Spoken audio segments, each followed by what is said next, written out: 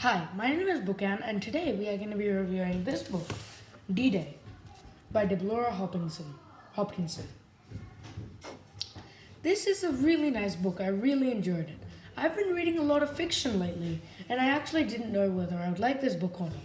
I picked it up at the school book fair, and I just started reading it. But instantly, it was very, very immersive. One of the things I loved about this book is the way it's split up into different pieces. For example, everything is split up into a briefing, or there's chapters, right? And all of these chapters start with a briefing, like this. And it tells you the scene where this chapter is going to take place, usually somewhere in Normandy, as that's where D-Day happened.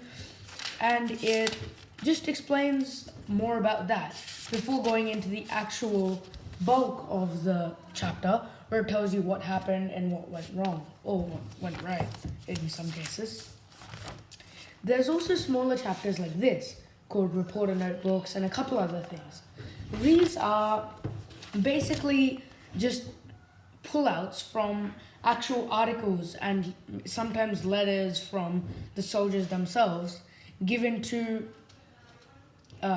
that the author has used in this book. Like, for example, there's like reporters' views, and then of course there's more briefings.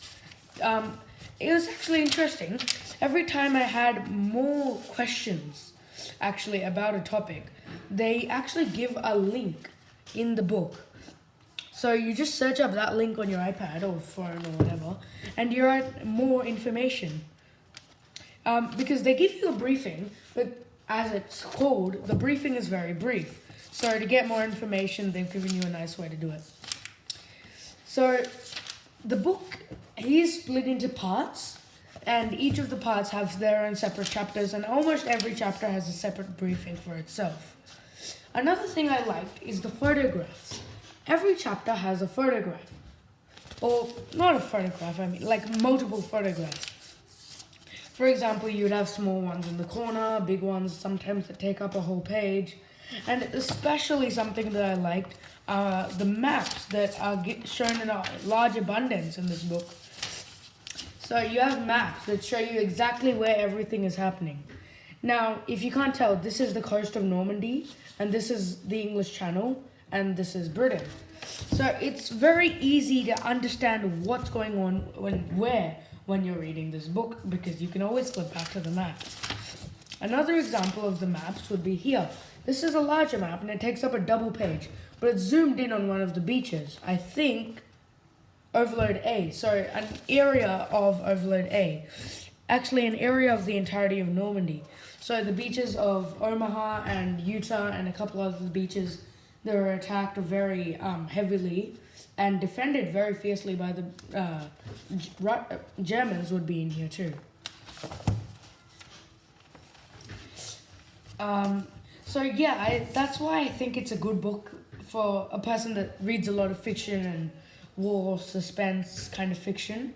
And I think most kids my age do.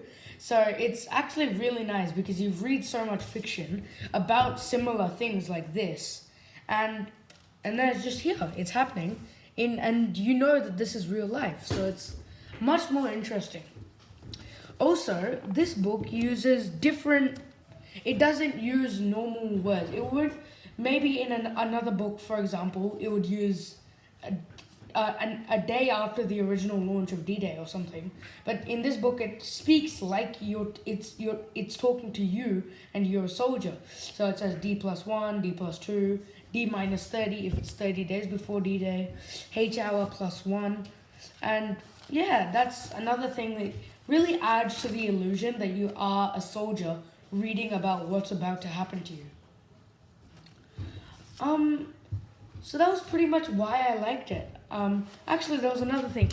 It addresses some other issues, and it speaks about how this turns and affects other issues. How D-Day affected many other issues that you might not think were straight away affected, like racism and other things. It really adds a perspective on the depth of this book. So overall, that's why I like this book. It's very descriptive. It speaks to you like you're a soldier, and it has many diagrams such as photographs and maps. So based on that, I would give this book a 4 out of 5 for anyone that wants to read it. If you liked my review, please consider subscribing, as it would really help out the channel. Thanks a lot.